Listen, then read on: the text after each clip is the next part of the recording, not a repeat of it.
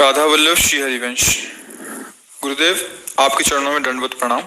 गुरुदेव, सबसे पहले महाराज जी, आपका स्वास्थ्य कैसा है? राधा रानी की कृपा आप पर बनी रहे। हाँ, उन्हीं की कृपा से चल रहा है। वैसे हमारे समय स्वस्थ रहते हैं, शरीर बीमार रहता है। शरीर की किडनी खराब है और हम बिल्कुल स्वस्थ है, हमें कोई परेशानी नहीं है। शरीर का तो जैसे अभी 2 घंटे बाद डायलिसिस शुरू हो जाएगा, जाके डायलिसिस होता है 13 दिन, तो उससे शरीर चल रहा है, पर हम स्वस्थ हैं श्री जी की कृपा से, हमें कोई परेशानी नहीं। शरीर तो परेशानी का घर है, इसमें तो होती रहेगी। महाराज जी, शादी को मेरी 1 साल हो गई है और हम दोनों ब्रह्मचर्य से रहते हैं, तो इससे मेरे पतिव्रता धर्म में कोई व्यवधान तो नहीं होगा? सच्ची पतिव्रता तो वही है जो अपने पति को पहचान ले। पति को ही नहीं जाना तो पतिव्रता कैसी? सच्चा पति कौन है? शरीर थोड़ी है। शरीर तो नाशवान है, परिवर्तनशील है, पांच भौतिक है, ये हमारा पति हो ही नहीं सकता।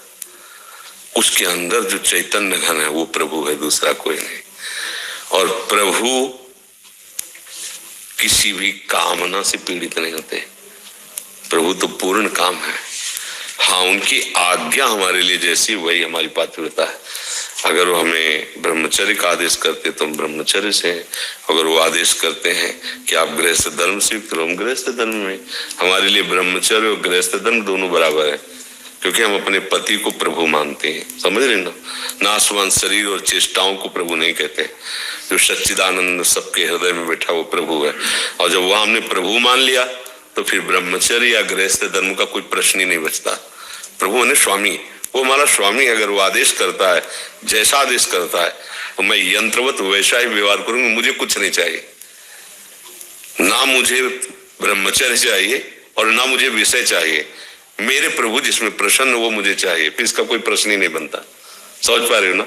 सच्ची पतिव्रता वही है जो मन वचन कर्म से अपने पति को प्रभु मानकर उसकी आज्ञा के अनुसार चलती है। अब वो क्या आज्ञा है उसकी, ये वो जाने। हमारा प्रश्न नहीं बनता कि हमको क्या करना चाहिए। आपको वही करना चाहिए जो आपके प्रीतम की आज्ञा है, बस। अगर उसमें भगवान देख लिया तो सब कुछ प्राप्त हो जाएगा।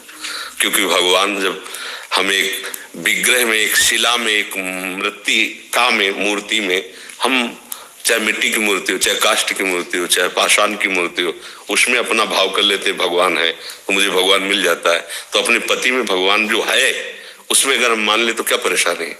अब मेरे भगवान कह रहे कि मुझे ऐसा व्यवहार चाहिए आपका, और आप कौन है? मैं तो ऐसा व्यवहार करूंगी। तो फिर आपने अभी प्रभु माना ही नहीं।